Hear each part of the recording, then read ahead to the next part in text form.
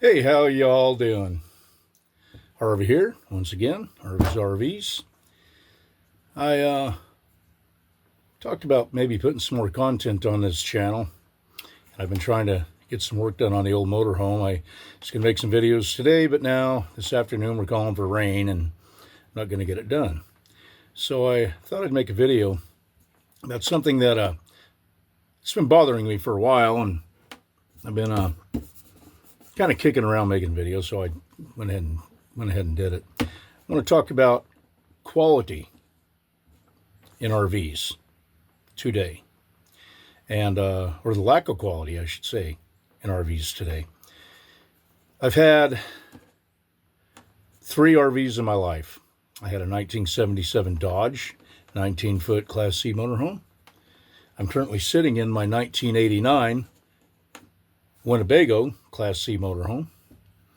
And we also have another newer bumper pull. It's a 31-foot bunkhouse model from a modern manufacturer. And I'd like to compare. I'd like to talk about a little bit about the workmanship and the quality going into RVs today. I really wanted to bash the company we bought our RV from, our new RV, our bumper pull that we're still paying payments on. But, then I realized that most companies, if not all nowadays, are putting the same appliances in.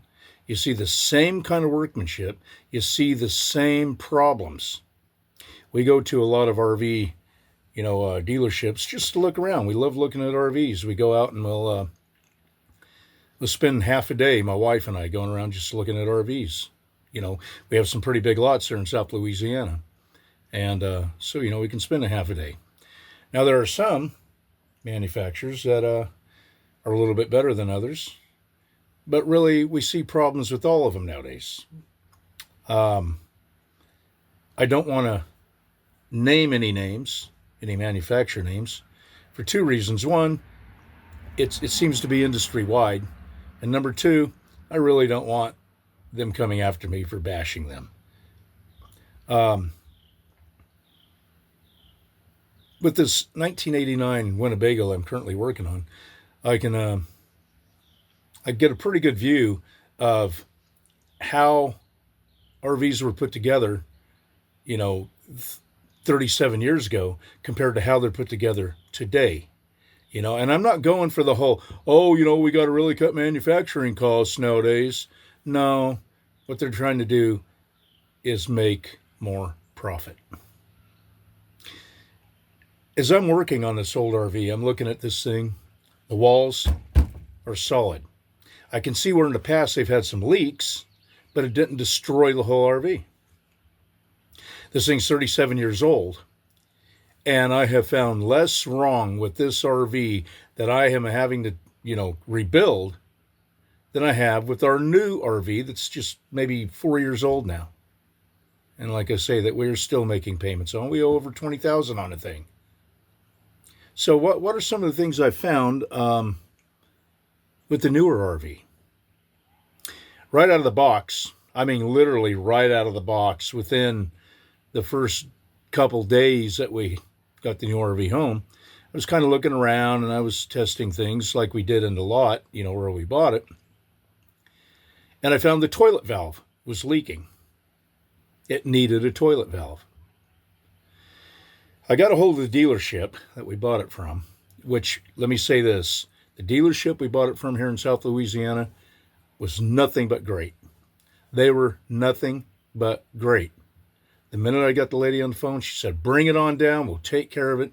But see, the problem is I was going to have to leave the RV at their facility. Their facility is about 60 miles to 70 miles from where we live. So I would have had to tow it down there. I would have had to leave it, drive home, go back down there, and tow it back here. I started adding up the gas and the time, and I was working at the time. I'm retired now, but I was working at the time and thinking about the time, trying to get the time off work to go down there and do it. So I looked up the valve online, and I found that like for $35, I could get another valve. So that's what I did. I went ahead and ordered it, and I, replaced it. Um, Everything worked out. But like I say, the dealership was more than willing to do it. I mean, promptly, you know. So I have no complaint with the dealership we bought it from. Absolutely no complaint. They're one of my favorite places to go look at RVs, for that matter.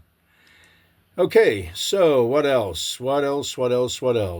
Okay, so we took this thing camping about 20 miles from our house, just a one-night camp out up at a campground that we like to go to, just north of us here.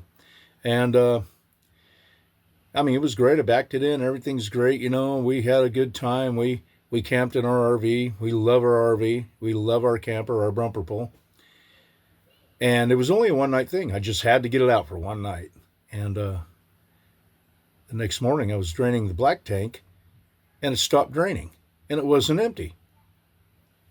And so I kind of investigated. And what I found was whoever mounted the black tank on that camper cut the wood out of the floor, like with a hole saw or a jigsaw or something, and dropped the wood down inside the tank. We had about 7 or 8 people on that trip. And all told, grandkids, my daughter, her husband, a few others. And so the tank was relatively full. And so I kind of reached down in the tank and moved stuff around and kind of got it drained down. But still, I had to reach into that nasty tank and take those pieces of plywood or OSB, whichever it was, out of that tank. I mean, come on. That's how we manufacture things. That's how we work. It's not how I work. To talk a little bit about the tires that they put on that camper. I've heard the term China bombs. I don't like saying things like China bombs. All right. Got to have my Earl Grey. But these tires that they put on this thing were quite literally crap. And for the life of me, I had never heard of China bombs. I had never heard of, bad tires on RVs. I had never heard of any of that, I'd never owned a bumper pull or a fifth wheel camper before. So I started looking into it, and the brand of tires that they put on this unit was like bottom of the barrel bad. So what made me look into this? Well, what made me look into it was the third camp out that we took this thing on to another campground about 22 miles from home. We stayed there for 4 or 5 days, and we came back. On our way back, before we left, I went ahead and checked the tire pressures. I am a stickler for tire pressures. I work on equipment, so I try to keep things up. Pressures were great. Everything was great. There was no low pressure, no high pressure, nothing. We got started towing it home, and we got about 8 miles down the road, and one of our tires literally exploded. If you look at my my YouTube channel here, you'll see where I've made a short talking about that tire. It literally exploded. Okay? And that's when I started investigating, and I found out that, they were junk tires. So now I put the spare on, I got it home, and then I was afraid to take the camper anywhere because I didn't have a spare, and I didn't want to take the chance of another tire blowing up. When this thing blew up, it blew a piece of the trim that goes around the tire on the body of the camper off. I'm going to put it back on. I'll be able to use some silicone and some screws. I'll put it back on. It's been a few years ago. I just haven't got around to doing it yet. So we had insurance for the tires on this thing when we bought it. So I started looking at the insurance. I find, well, yes, the insurance company, more than happy to replace the tire, but they're going to replace it with basically the same price and same quality tire as was on it, which I didn't want. So we spent nearly $1,000 buying 5 new tires for our camper. And we could have spent a lot more, but I did some, investigation. I found that we got some decent tires. Okay. We were going down a highway when this thing exploded. We were on a 2-lane highway, so I was only doing about 45 miles an hour. If I'd have been out on the interstate and that thing went, it would have been bad. It would have been real bad. Oh, let me see. What else do we have? Vent covers. Let's talk about workmanship. I look around our new camper, what we call our new camper, even though it's 4 years old. And you can see like where air vent covers, like the air vent that draws air into the heater. It's like they mounted the covers crooked. Okay, the cover crooked. It's like these are things that, I'm sitting in one night and sitting there in the camper watching TV one night at a camp when we were camping, and I'm looking at it, I'm like, this thing's crooked. And I took my measuring tape out because that's what I do, and I measured it, and it was crooked. And it's like, is it that hard? Is it that hard to take a vent cover, put it on straight, take a few screws, and put them in correctly? Well, this thing sits right below our oven. And when I was putting the vent cover on, and I sat back and I looked at it, that's when I realized that the oven and the stove were mounted kind of wonky. That they're kind of, I don't know, it almost looks like they put it in place and jammed it in there because the bezel on the stove itself is kind of off. Everything works, but it's annoying.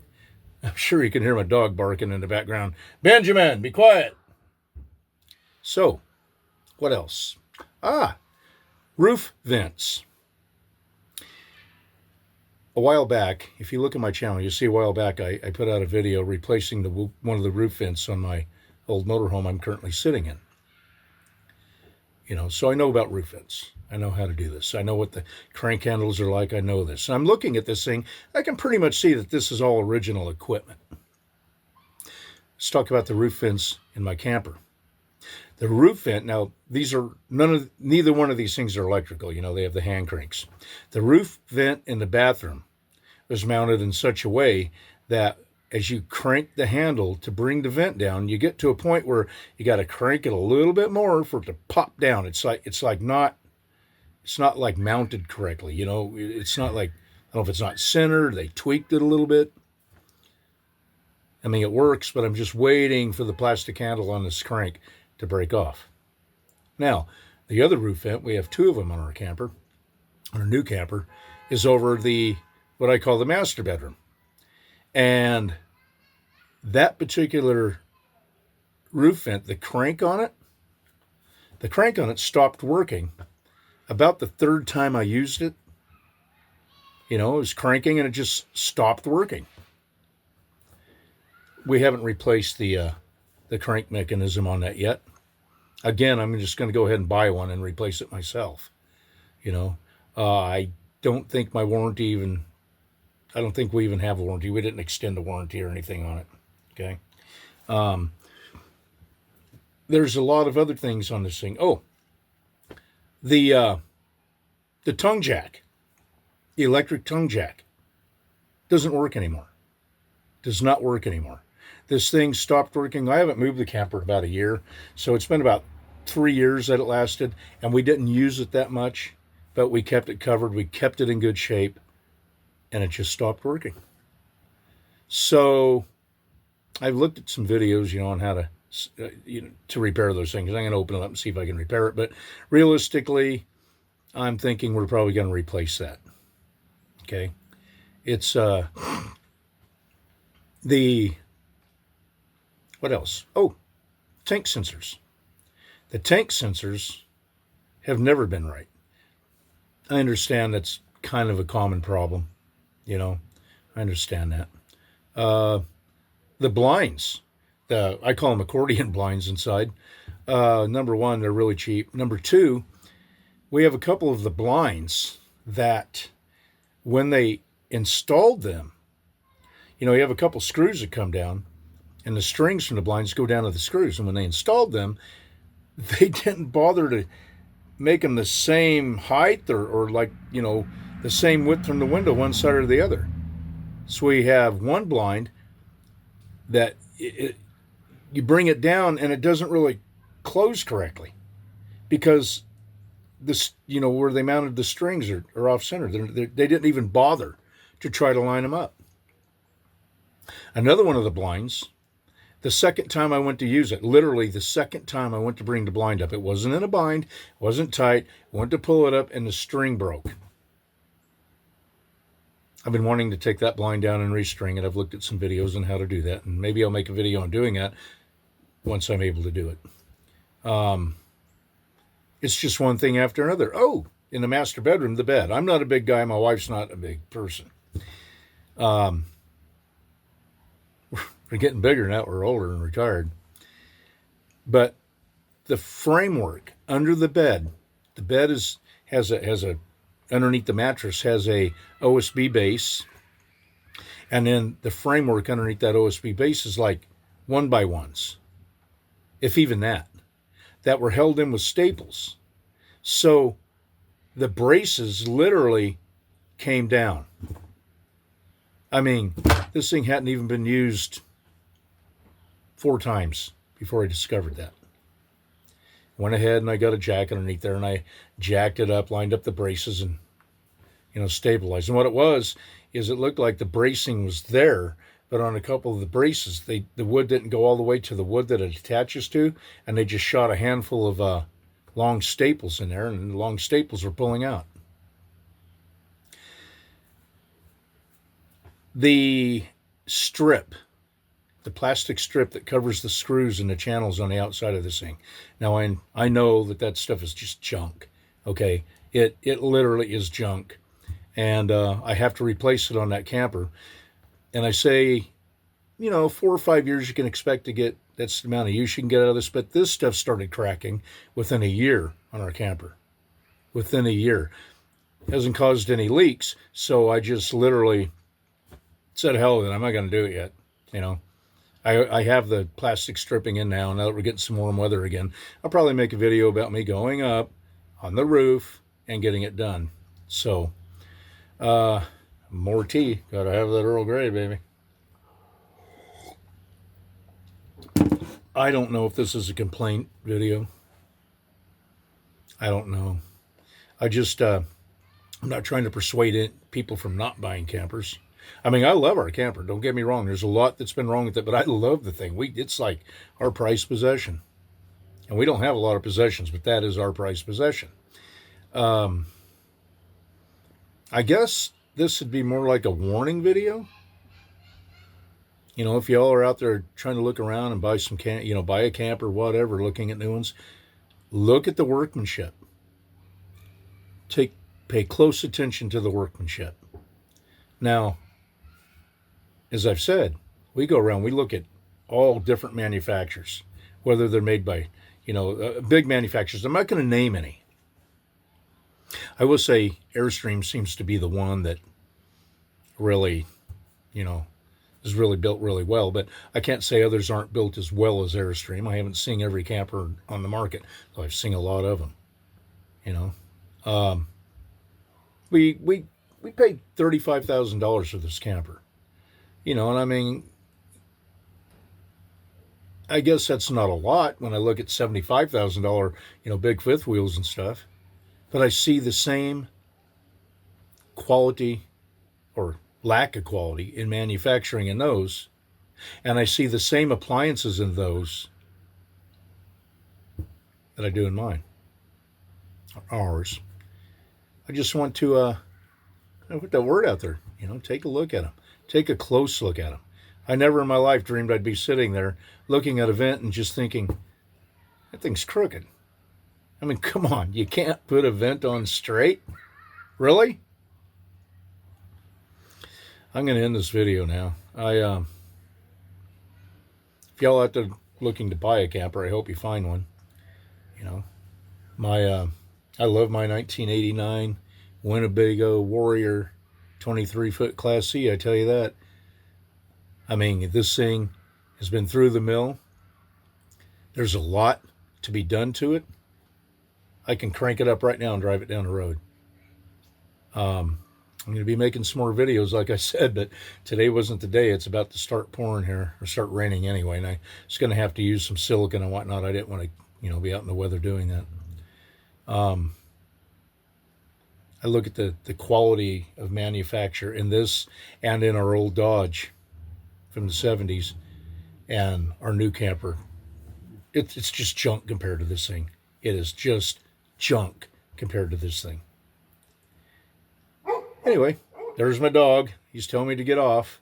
So y'all have fun. And please subscribe. I really, really, really, really, really want to be a YouTube guy. And bye-bye.